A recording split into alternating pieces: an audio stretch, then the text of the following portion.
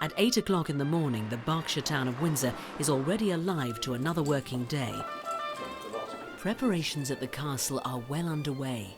Everything in the staterooms, scene of many state and official occasions, are given detailed and careful attention.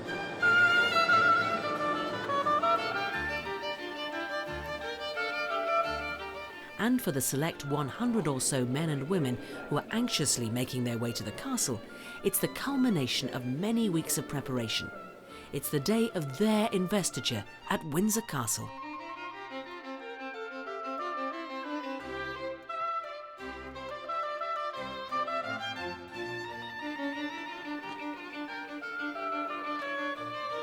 A short walk from Buckingham Palace at St James's Palace is the central chancery of the Orders of Knighthood.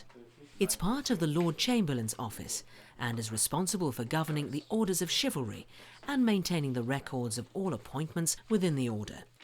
They also take the lead in organising investitures and the sending out of invitations, together with warrants signed by the Queen. Let's run through the investiture at Buckingham Palace on Thursday the 10th, if I may, which the Queen is holding. Can you confirm the number of recipients we're at now? We've got 63 now. And how many for accolade and insignia? We've got 5 knights. Okay, thank you very much.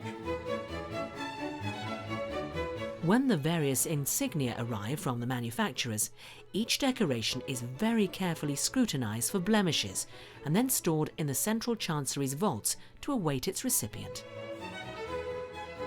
Only a select number of investitures are held at Windsor Castle each year, and recipients and their guests are treated to a sumptuous display of art and indeed history as they carefully make their way through this majestic building.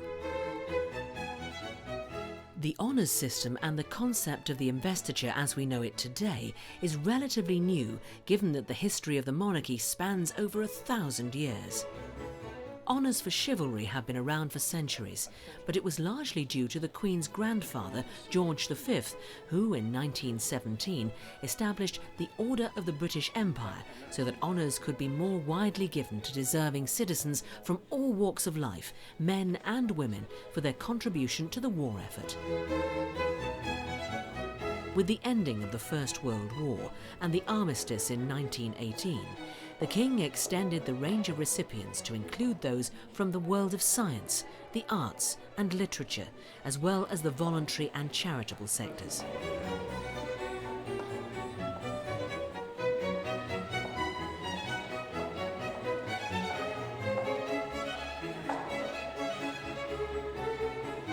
Many countries in the world today have honours and awards of one sort or another, but nowhere is the bestowing of titles and decorations performed in such splendid surroundings and with such grace, style and ceremony.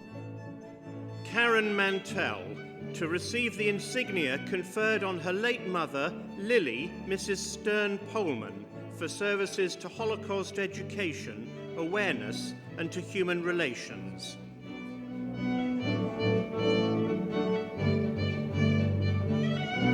Investitures are traditional, and I'm always absolutely fascinated by the people who come and all the things that they've done. I think one of the most important aspects of an investiture is to be able to reward in a suitable way the selfless service and dedication of so many of these remarkable people. When talking with the recipients at these investitures, I'm reminded of all of the great things that they have done to earn their awards, the long service that they have given throughout their working lives, the considerable achievements they have reached, and the selfless commitments they have made to their communities. Those who have deserved recognition do get reached by the honour system, and I've met many of them in my travels around the UK and elsewhere. I hope that the example set by these naturally generous and determined people will not be underestimated, and especially that they will have enjoyed the experience of today.